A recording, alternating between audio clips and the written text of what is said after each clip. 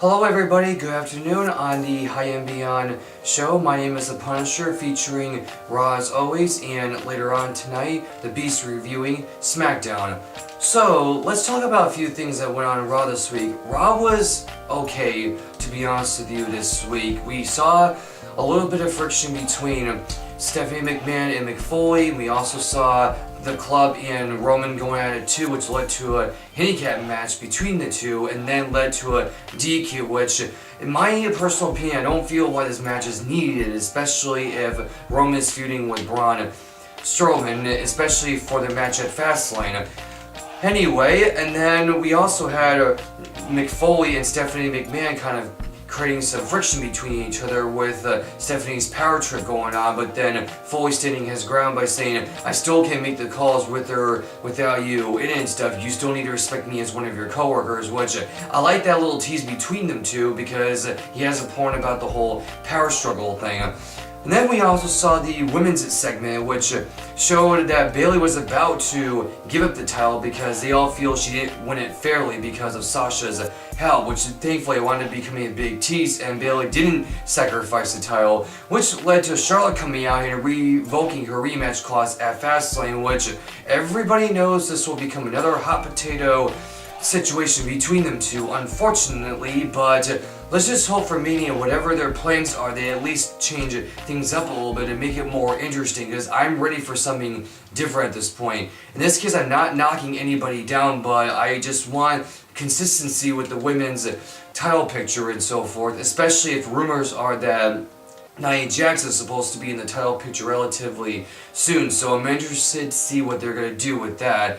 Then we also saw a tag number one contender match between Enzo and Cass versus Cesaro and Sheamus, which led to Enzo and Cass getting the W, which was a pretty good match and everything. So now we're seeing this match for Fastlane, and I don't know if they'll get the belts right away. I would like to see more build-up with them, and if they're going to give them the belts, so I would wait until Mania, if they do a tag title match at Mania, to give them the titles then, but it's the new era of WWE, it's hard to know what they do with their feuds and programs and stuff. So, and then last but not least, we also saw the unfortunate, boring Big Show and Braun Strowman, which I didn't see a huge value in this match other than two giants clashing with each other.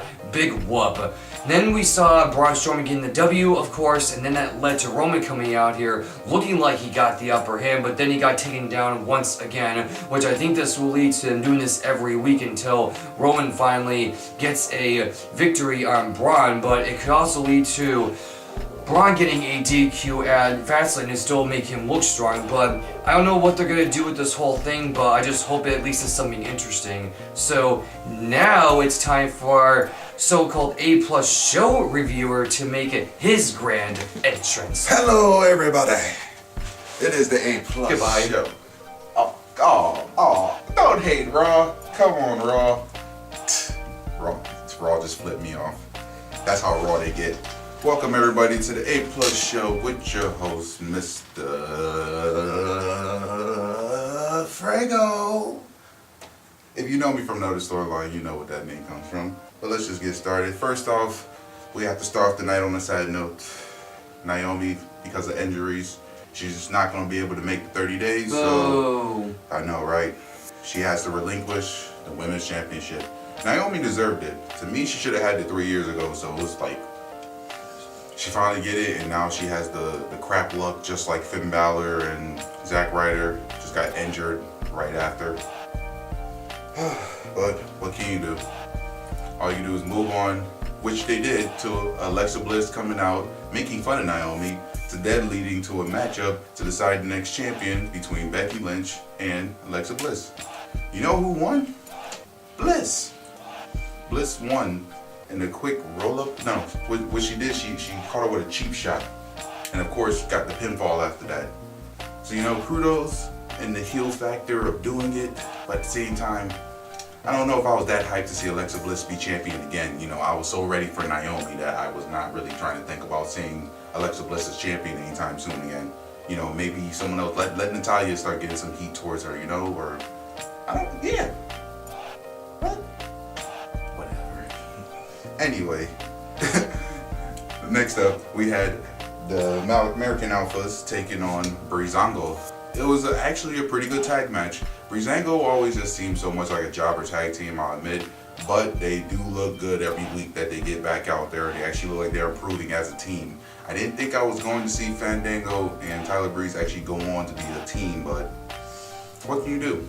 But anyway, American Alpha always ended up looking strong, got the victory, as they should, because they are your current SmackDown Tag Team Champions, you know. Cool guys. Remind you of World's Greatest Tag Team. Shelton Benjamin and Charlie Haas. Led by Kurt Angle. Yep. Please bring Shelton.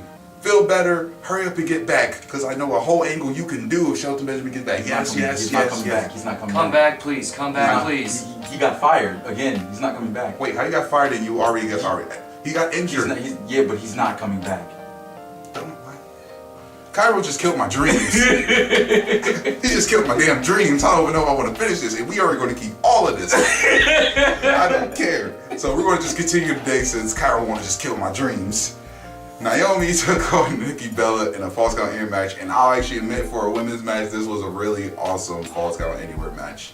You've seen it on Raw before. You've seen it done with Raw's top women. SmackDown women, they did pretty good. I didn't know how I felt though when they had to mimic the Singapore Cane scene, but you know, it is what it is. I have another one, sir. And another one. But anyway, it was pretty good, and in the mix of it all, Maurice got caught in the mix of the fire because, like usual, Maurice gotta be everywhere. So you know what happened afterwards? She started beating the crap out of Nikki Bella with the crutch in the midst of it all, so much that the Miz himself had to come out and pull his wife back completely. So we might see a future. We might get that tag team match that we so desperately do not want, because we're already seeing the possibilities, because they already kind of set up Miz and Cena, and they already now just set. Speaking of setting up Miz and Cena, we had our main event, the 10-man Battle Royale, and my favorite part. In the 10-man Battle Royale, it looked pretty good. It had 10 of what you see was their brightest competitors. The only problem to me, 2 of their competitors I felt like shouldn't have been there was Kalisto and Apollo Crews. They're not ready. They never was ready. Mojo Rawley, that was the perfect wild card because you don't know what could happen. But the match was good. Everybody looked strong at the point. Just for the match to end out with 2 of my favorites lasting on. Luke Harper and AJ Styles. They was both battling over by the turnbuckle. We didn't know who was going to win. And then next you know, Luke Harper comes out with a suplex. To me, it looked like the dumbest idea ever because they both fell back. And from what was said, everybody do believe that AJ should have won. Others believe Luke should have won, you know, the usual argument. So they said they're going to sell it next week. The only thing is, they didn't say how. They just said they were going to settle it next week. So it kind of leaves you as a cliffhanger, but the Battle Royale looked good being tough, including the fact that within the Battle Royale, and we'll go back to Miz and Cena. Miz, who was it?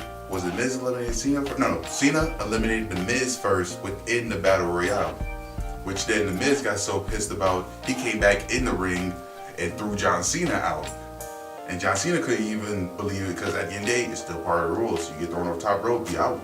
There's no rules technically in a Battle Royale. People keep forgetting that. No DQ. No DQ.